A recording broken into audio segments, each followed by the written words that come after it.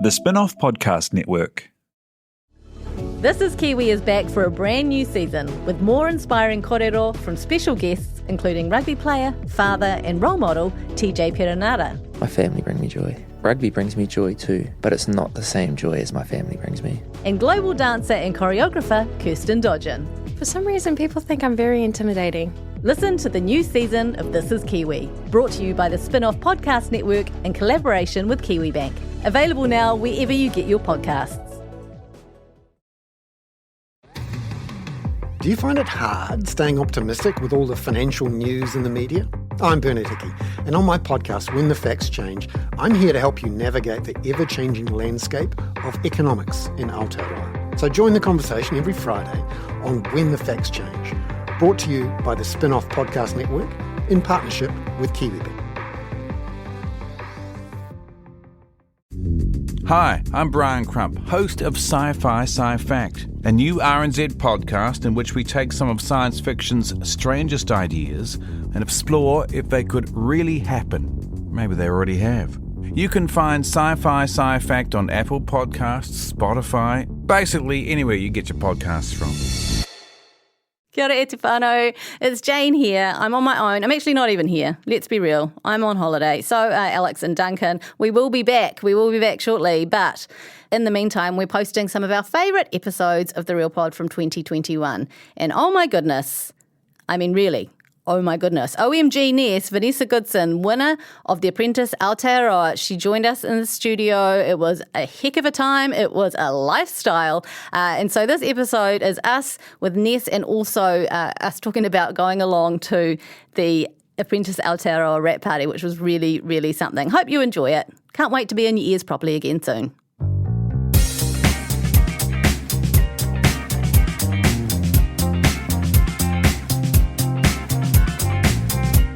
Welcome to a very special edition of The Real Pod. My name's Janie. I'm joined by Alex Casey and Duncan Grieve as always. And we're a lifestyle? We are, like, not a good lifestyle. No. We are the way we were lifestyle. living last night was not right. Rubbing. It was peak Real Pod lifestyle. It was. It was so cold. Okay, let's give some context. No, I don't want to. Last night, as a team, for the first time in an extremely long time, we all got into my mum wagon and we headed to Albany Game Over, which is a go-kart venue, basically, for the cast-organised finale viewing party for The Apprentice Aotearoa.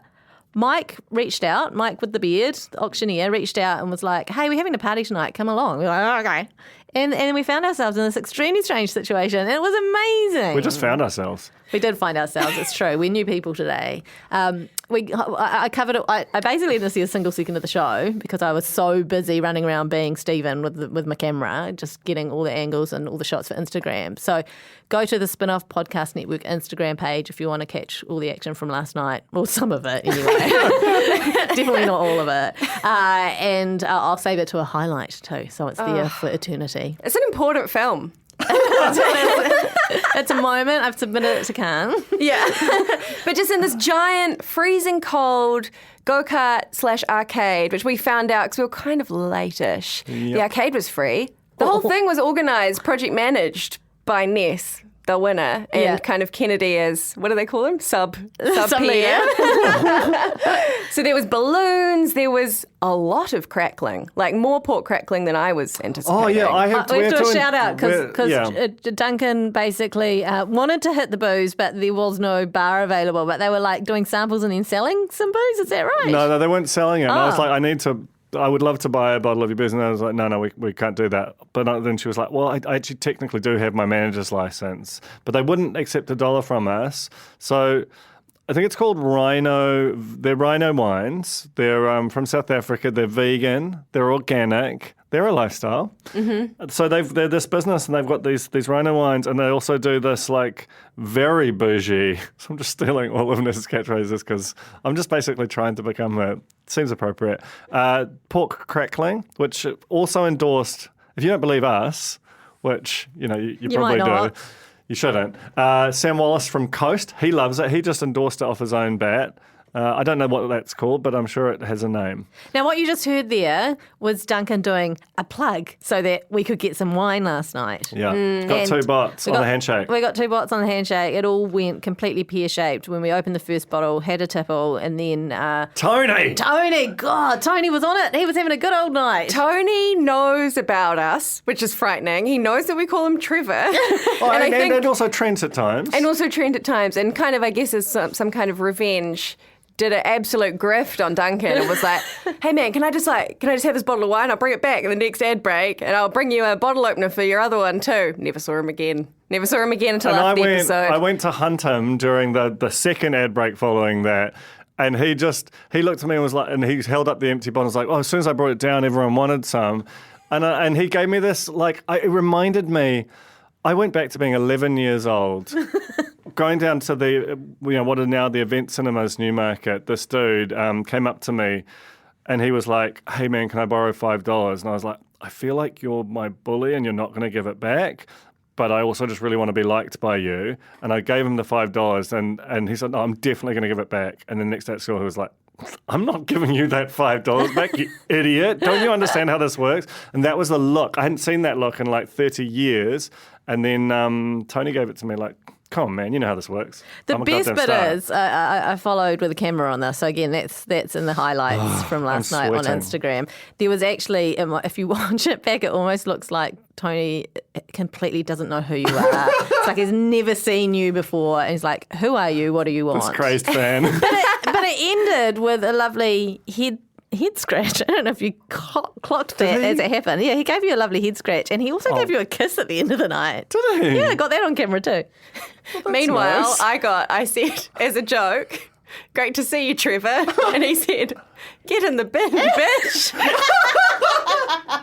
In a jokey, kind of jovial, kind of matesy way. Yeah. But also a little edge. Little edge. I mean, I do feel like he probably is not remembering any of it this morning. No, he It was definitely- a night to celebrate. He told everyone, he said get in the bin a couple of times. He also sort of teased that he might be on another reality television production in a different country, potentially one that we've got quite a rickety old bubble with. So Yes. Tony, you haven't seen the last of Tony or Trevor or Trent, for that matter. Well, what we can tell you is it's not The Bachelor, it's not Married at First Sight, and it's not Deal or No Deal. And it's probably not Celebrity Big Brother or No. I'm a Celebrity Get Me Out of Or Here. Who Dares Wins. Which he had Which was a not hot heard of. reference that Duncan dropped. Why did I do that? I had a real shame, a profound shame attack after saying that. Have you guys watched any of the Insta coverage from the contestants of last night? Nope. No. Okay, so when we got there, as Alex mentioned, slightly late, we didn't realise that all the food and good stuff was up on the mezzanine. And by the time we got up there, it had been Ravaged. absolutely ravaged. I mean, bleak. there were scraps and crumbs and half-eaten things, and I covered that on the Instagram. And it made it look like maybe not so cool. But when you look at the contestants' coverage from when they first arrived, it was actually like there was some amazing food and treats, and we duffed it so bad. We real potted it. We totally real We're a potted verb. it. The bleakness of us rifling through the platters, picking up a sticky lollipop that's stuck on the tablecloth was a horror. We Still did get good. some nice branded OMG Ness cookies though, Yeah. which I believe Duncan has I kept one for the for the Real museum. Pod Museum.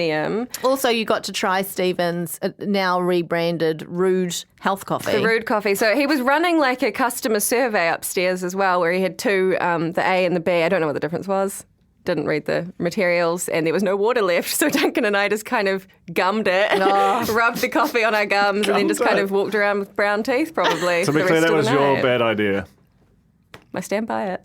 We are so bad at our jobs. You Nightmare. know, we are extremely bad, and we are cornies, and we're sorry in some. But Correct. I can't stress enough how wild it is that Ness and Stephen did not know who'd won.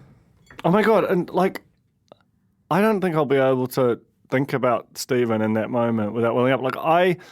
Maybe he didn't want it, but he seemed to want it. I gave him quite an intense pep talk afterwards because the guy was ashen. He was done. Yeah, he wasn't even in that position where he was like, okay, if I lose, I'm going to put on a break. Maybe he planned to, but then when it actually hit, we got the moment again on the Insta stories. We got the moment where it was announced and the room erupted and everyone piled on Ness, and Stephen's just sitting there next to her, and there's just like maybe 2 or 3 seconds where he just completely disappears into himself. No one is around him, and it's actually really hard to watch. It was definitely a bittersweet night. Yeah. No. He did speak very well afterwards, though, and did emphasise pre-order Rude Coffee if you want to support Stephen. He basically said pre-order Rude Coffee or I'm going out of business. I'm going to pre-order like a lot of Rude Coffee. I believe in it as a product. I think it's a product for me. I can feel right now, I'm 4 coffees deep. I'm peaking. I know what's coming. It's not going to be good. I need some Athenium and some MCL oil just to chill me out a bit. I have a question. Rude Coffee. Does the nootropic element prevent coffee poos? Does anyone know? Does it help with that? This question's for Stephen, ages. the scientist. I just feel like that would be a really good selling point. Well, I don't think that's possible. I mean, I'm not a scientist, but I'm going to say right now, impossible. We should probably talk about... Impossible. Sorry. No. I want to cry. No. I regret everything that I've said my whole life. Why stop now? At least no one's recording it. So Talk about the show, because I Okay. didn't really see it. So, None of us did, but I got up and watched it again this morning. It's a cracking final episode. Like, it really... They stuck the landing on this, what I think we were discussing last night. We'd need to do some proper research and science, but I think it might be. It's definitely a contender for best season of reality TV in New Zealand history.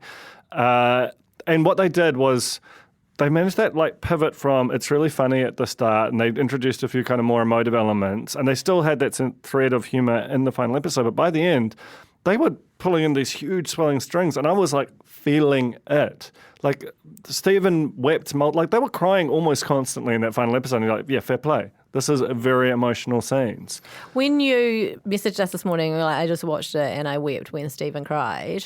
I went in and just watched that bit where he talked about coming from South Invercargill, and I teared up also, even without all the build-up, just that in isolation, that 10 seconds. And the suit, the friend's suit. I know, the friend's suit. And they're like, the youngest mother, single mum. Youngest of 4. Youngest of 4, never had a mentor. I felt like he was truly bearing his soul. And you're like, there's actually like thousands of New Zealanders out there like that who are on social media trying to be something. And for him to sort of reveal like what, his inner anxieties and pains, it was pain, and it was so beautiful. And that's why I think that moment, because they both deserved to win. They kind of all did. I mean, it's a very corny thing to say, but they, like, I think that he felt in that moment with Ness out there shining, like that was it for him. And I just, that's the thing I was trying to say to him, because I was like, it just isn't. Like, his business is, it's a good business. He's a great pitch man. I just loved the little dude, and it was very sad. Look, and as we mentioned last night to, I don't know who it was, one of Stephen's mates. Oh, yeah. We got into a conversation with one of Stephen's mates, and we were talking about the fact that, I mean, we obviously wish Ness every success. We'll be talking to her on the podcast real soon. We wish her every success. We know she's going to fly. But also, look at, like, do you remember the dance crew that won Britain's Got Talent? Or do you remember Susan Boyle, who came second? That's a great point. That's right. There I are do remember this conversation. Stephen, you are Susan Boyle. There are definitely a bunch of second place getters who Benny Tippany, I don't even think got second. He got a coke ad. He got third, You know, yeah. and the old skinny love, I can't even remember her name. Jackie Thomas. That one. Oh, Tom Batchelor. Anyway, it was crazy to be in the room with the people on the show, and they see this play out, and then the episode ends pretty abruptly after that. There's sort of some stock image of the Sky Tower, the credits roll, and then it's straight into Coro. And so the room just like plunges straight into the Coro theme song. And then they turn it off, and then it's silent. And then right? it was silent. And someone's life's just changed dramatically for the better. Someone's left there, with their dreams shattered. In a go-kart, fridge in Albany with a Sasquatch. It was the most surreal, crazy thing. And just that it's like, it's over now. It's over, and I'm so upset. I'm so upset. I just think it'll live on. This is, okay, the best best read on it is that unlike every other show where it's like, well, maybe there'll be an Instagram couple for 10 minutes, this one is like, they're all going to be out in the world doing the thing that they were trying to do on screen. Their businesses are real. Like, I was trying to order the products. Like, we've got to order the products. Like, we've got to be there for sales. I'd had a couple of wines. But, you know, like, it's just like this is the metaverse. Like, they were on TV. Then they were in the studio. Now they have to go and build these things. And I think for me, that's really exciting, this idea that we can kind of check in on their journey. So the Apprentice Aotearoa is over. But now the real game begins. Thanks for keeping the dream alive, Duncan. This is positive self-talk. This is why you're a successful businessman.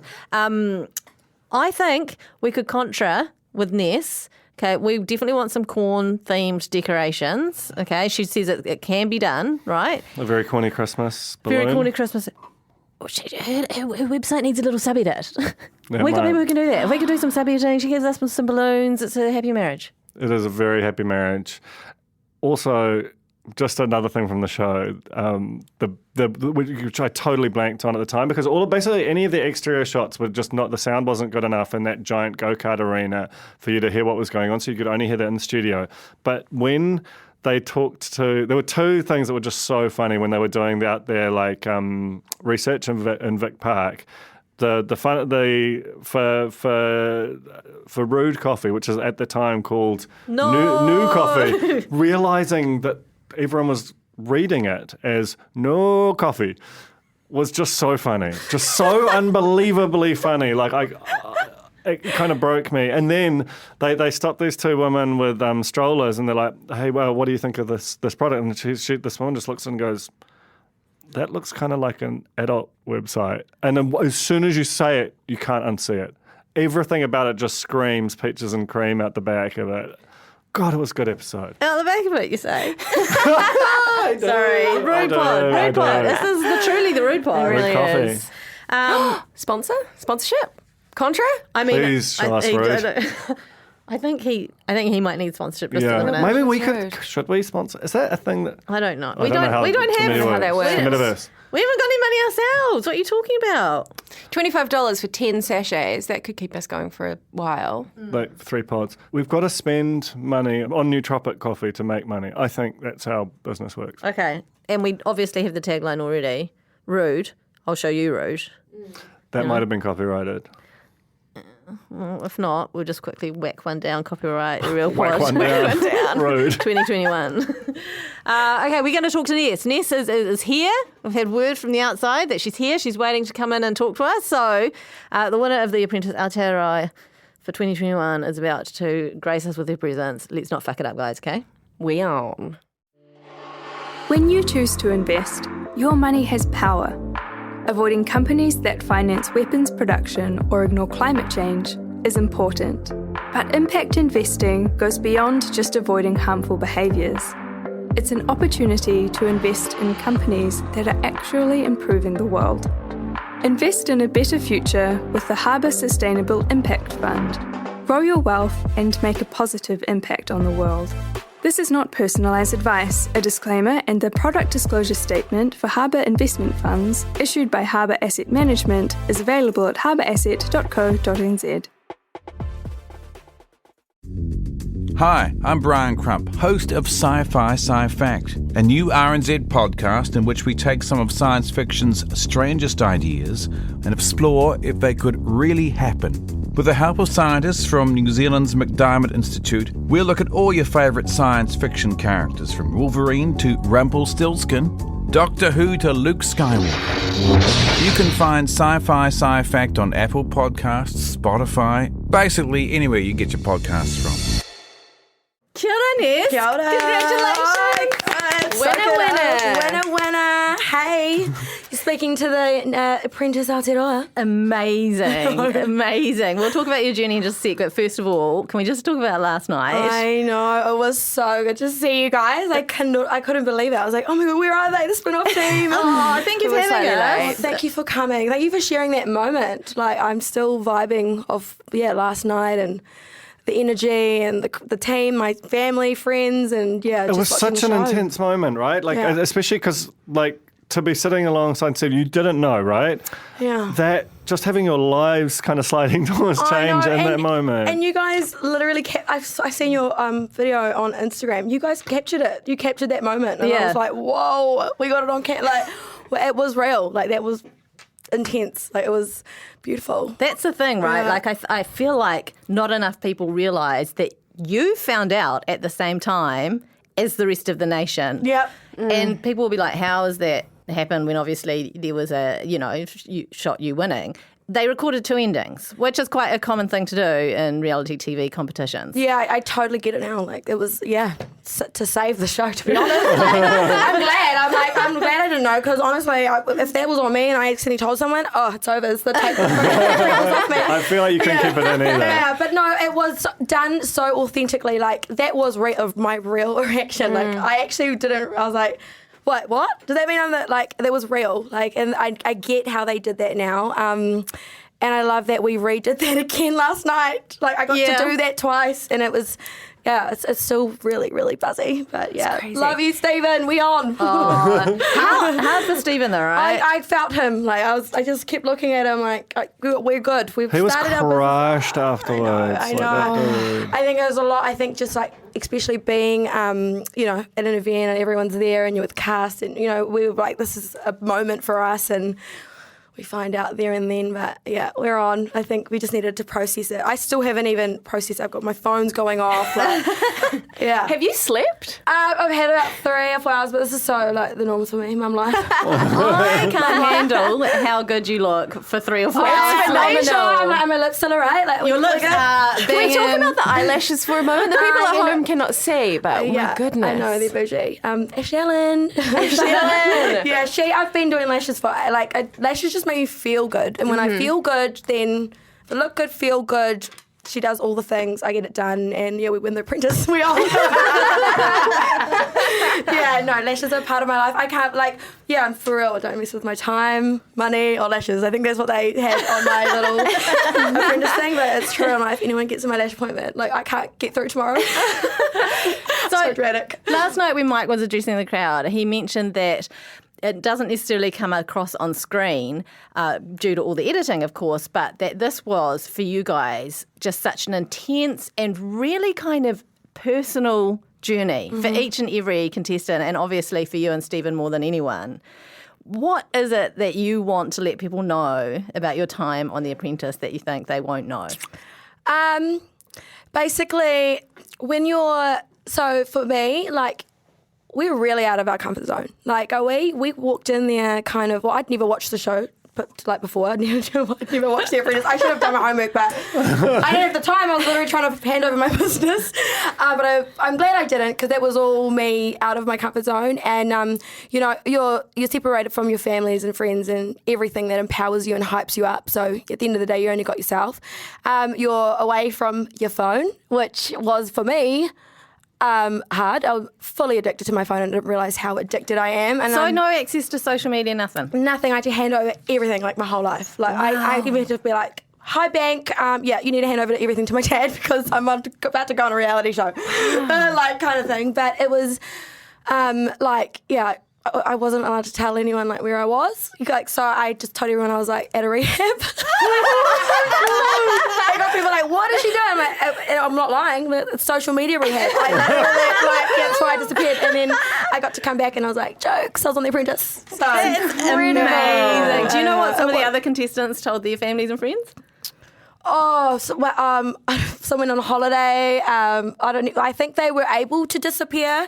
I think Kennedy said he was in Queenstown, but I don't know how long that lasted him. Because we were all on social media and suddenly disappear and. Yeah, but I don't think people picked up too much because, it was kind of that boom, that release day, and you see who was on The Apprentice, and then they're okay. But you get the ones who try to figure out how long you're gone for. Yeah. So I'm just stop being nosy, just watch the show, okay? So when you're on the show, you are lighting up the room. You've just a ball of confidence and energy, and it's so infectious. But on some level, it would be inhuman not to like have doubts, and you come into that situation and there's everyone else there is there because they believe, is there because they got cast too. At what point did you sort of start to think, I could maybe take this thing? So I had that attitude like walking in first day. I'm about to win it. Like, this is on. Here I am. Everyone know who I am. OMG Ness, let's get it. And then it kind of like you're in there and challenge after challenge, and then they're feeling the pressure. Like you're just like out of your comfort zone. No phone, no friends. You've got to make friends with your competition. We become family. Then you're working together. And then they switched your teams. So, like, when the girls and the boys had to switch, like, it was all hush-hush. I don't want anyone to know what we're working on because we're, like, actual working. And then the competition starts to really, like, kick in. And then for me, I'm confident. Like, I got it in the bag. Like, I'm confident, love myself, all good. But, like, a lot, like, especially the last 5 episodes, that was me, like, oh my God, how am I going to do this? I'm getting fired. Like that real, like the self negative talk. I was like, hadn't heard those voices before. Like, who's that in my head? Like, I had to really hype myself up, and we had the therapy in there. So I definitely reached out to therapy because I'm like, I don't want to project my shit on anyone else. But yeah, we on. And you really, at the end of the day, have yourself, and I really battled through. There were a lot, like, those boardrooms were scary. Oh my gosh. because Cassie was in on the podcast previously, and she told us that the cameras were all behind, like, The windows. So the boardroom environment really feels like an actual boardroom. And, like, you're sitting there and your hands are shaking. And then I'm, like, trying to, like, look good for every angle. Can we talk about the receptionist outside? Oh, Ignacio. Do you speak to Ignacio? Yeah, his name is Ignacio. Hey. He's so great. Do you speak to him in any kind of professional capacity? Yeah, he was like part of the team. Like, he was part of production. We'd see him every day. Like, it was cool. Like, we were all like great. And I hear like he had his like kind of role of the tiger. I was like, hey, messaging boy. Was it plugged in? I've got no phone. I need to reach out.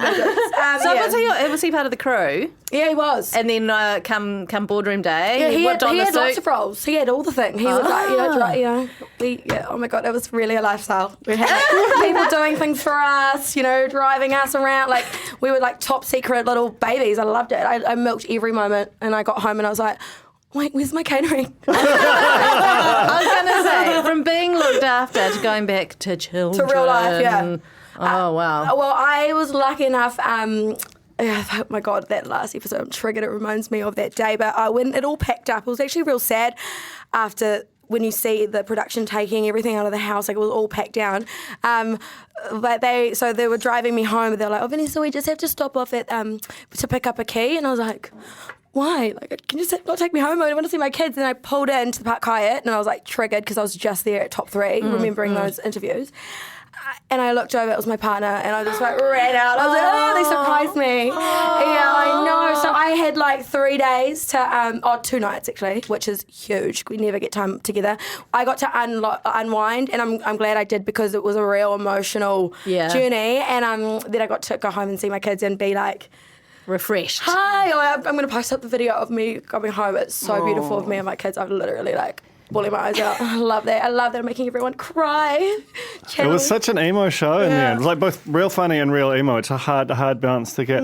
Hey, just speaking of those Park Hyatt interviews where they kind of went quite hard on your plan and your financials and so on. Oh my God. Like, I felt at times like that was a bit unfair because your business is going. It's like off and running, and it's really successful by any metric. And it just kind of irked me a bit, the sense of like these, a couple of them quite old white dudes just telling you, this young woman of colour, like how to run your business. But the business is running. Like, how did that feel for you?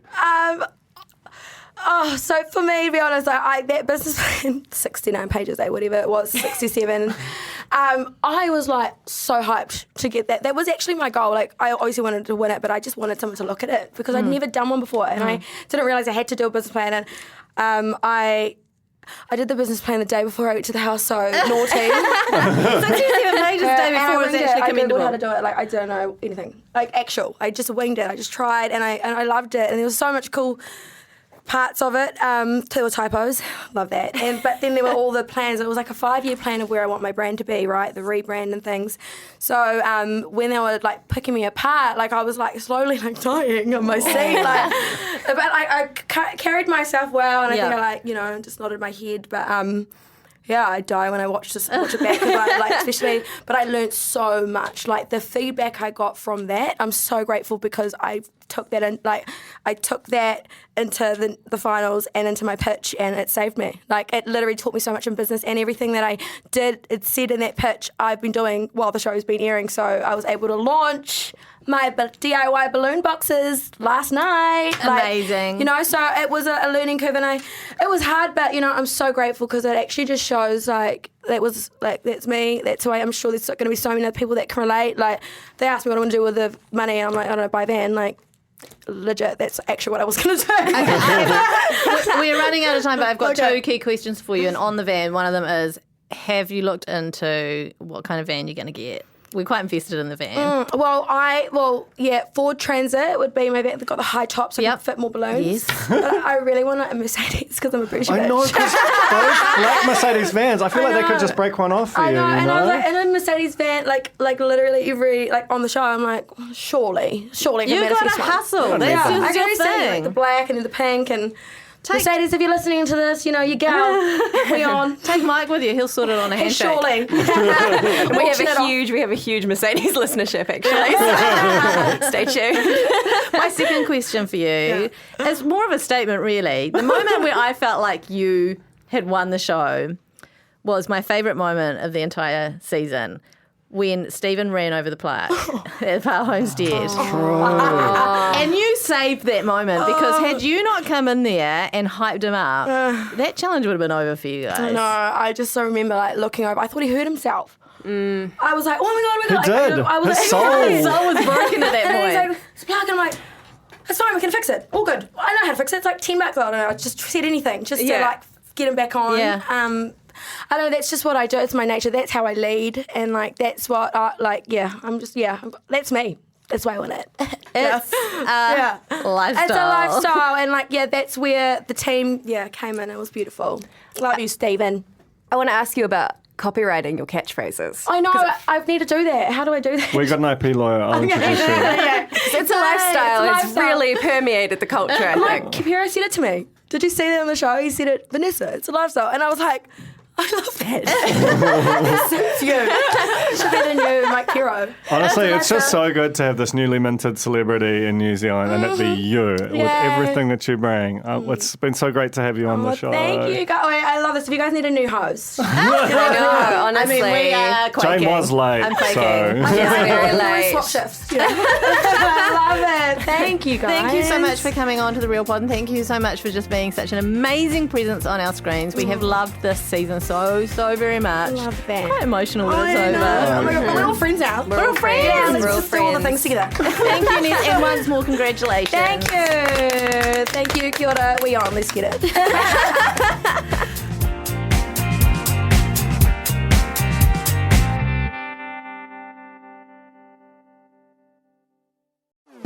Talofa lover, I'm Madeline Chapman, editor at The Spinoff.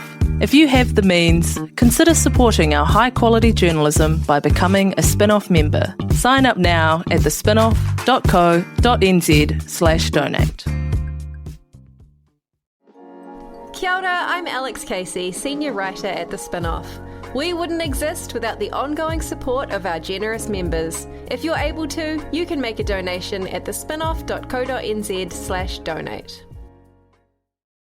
The Spin-off Podcast Network.